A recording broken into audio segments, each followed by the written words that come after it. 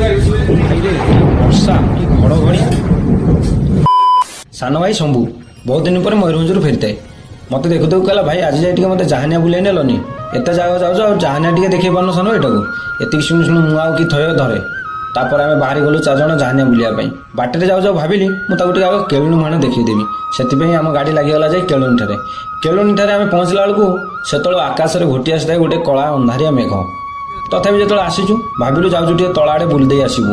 ତାପରେ ଆମେ 4 ଜଣ ଗାଡ଼ି ରଖିଦେଇକି ଠାକୁରାଣୀଙ୍କ ପାଖରେ ତଳକୁ ଚାଲିଲୁ। ତଳକୁ ଯିବା ଭିତରେ କୁଆଡ଼ୁ କେଜାଣି ଥିଲା ସେ ବର୍ଷା ମାଡ଼ି ଆସିଲା ଆଉ ବଡ଼ ବାହାରିକିରି ବର୍ଷିଗଲା ଆଉ। ସେତେବେଳକୁ କ'ଣ କରୁଥିଲେ ନା ସେ ଭାଇମାନେ ସବୁ ସେ ଭିତରେ ରୋଷେଇ କରୁଥିଲେ ଜଙ୍ଗଲ ଭିତରେ। ସେମାନେ ତାଙ୍କ ହାଣ୍ଡି କଡ଼େଇ ଧରି ଦୌଡ଼ୁଛନ୍ତି ଉପରକୁ ଆଉ, କାହିଁକିନା ଠାକୁରାଣୀଙ୍କ ତଳେ ଅଛି ବଢ଼ିଆ ଜାଗାଟେ, କଂକ୍ରିଟ ଜାଗା ହେଇକି ଛାତ ପଡ଼ିଛି, ସେଇଠି ଆସି ସେମାନେ ବିଚରା ରୋଷେଇ କଲେ। କିନ୍ତୁ ଏତିକି ଦୁଃଖ ଲାଗିଲା ଯେ ଏଠି ଏତେ ସୁନ୍ଦର ଜାଗାଟେ ଥାଇକି ବି ଏ ଲୋକାଲ ପ୍ରଶାସନର କୌଣସି ନିଘା ନାହିଁ ନା ସରକାରଙ୍କର କୌଣସି ନିଘା ନାହିଁ।